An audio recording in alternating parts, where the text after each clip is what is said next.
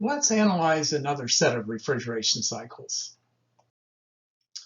We have a reversible refrigeration cycle this time, and recall that a reversible cycle can be imagined but cannot actually be built, as it's the maximum performance that's theoretically possible, because for a reversible cycle we've suspended the laws of nature and there's no such thing as friction or any other type of minor loss within the cycle.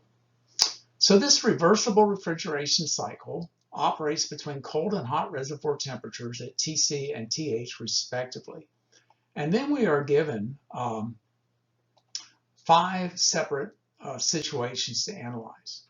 So our schematic is just a plain Jane generic refrigeration cycle with no values whatsoever. Those will be supplied with each of the cases that we're to undertake. So let's look at how we're going to evaluate a reversible process. We know that for a reversible process, that QC over QH, and only for a reversible process is that equal to TC over TH. Now with that in mind, let's take case A. In case A, we want to find the temperature of the hot reservoir. And we're given that beta is 3.5. And we're given the temperature of the cold reservoir as minus 40 degrees Fahrenheit.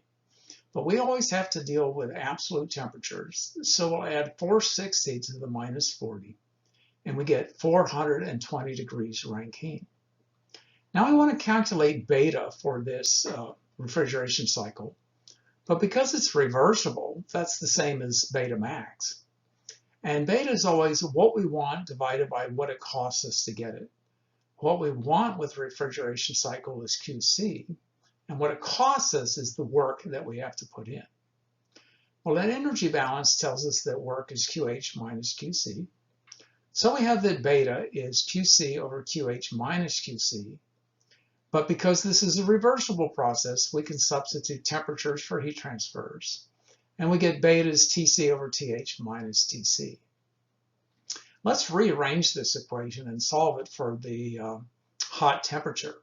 That's just the cold temperature times the quantity 1 over beta plus 1.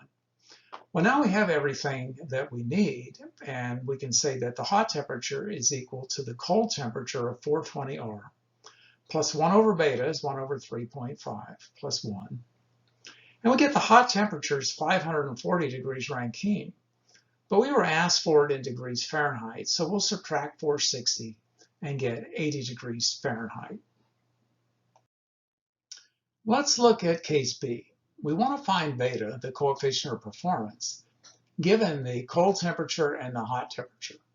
Both are given in 30 degrees, or as, well, the cold temperature is minus 30 degrees C, and the hot temperature is positive 30 degrees C. We need absolute temperature, so degrees Kelvin. We'll add 273 to each of these temperatures to get the temperature in Kelvin. And beta in this case is the same as beta max because we're analyzing it as a reversible cycle. And that coefficient of performance is just TC over TH minus TC.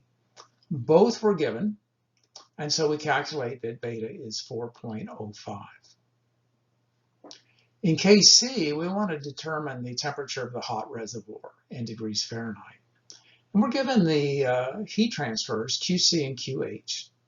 And we're also given the cold reservoir temperature is 20 degrees Fahrenheit, which we will write as 480 degrees Rankine.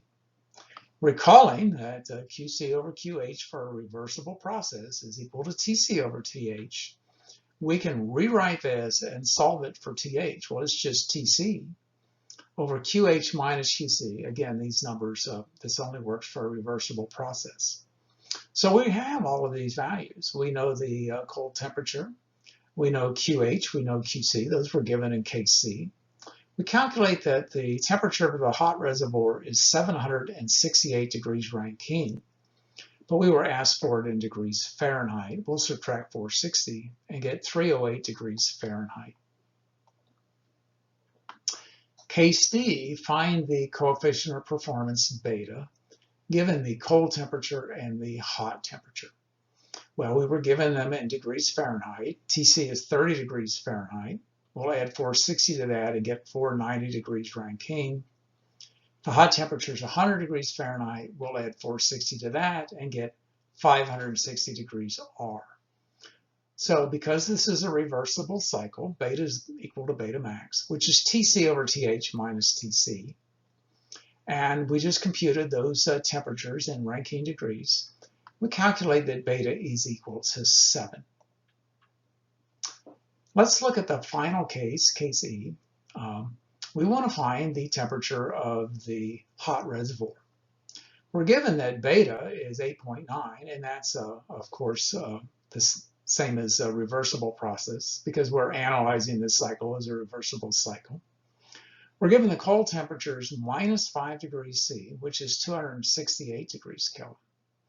So we can write that beta reversible is Tc over Th minus Tc. We can rearrange this and solve for Tc. It's just beta reversible times Th minus Tc. Let's rearrange again and solve for the hot temperature. It's Tc over beta plus Tc. Let's factor out the Tc.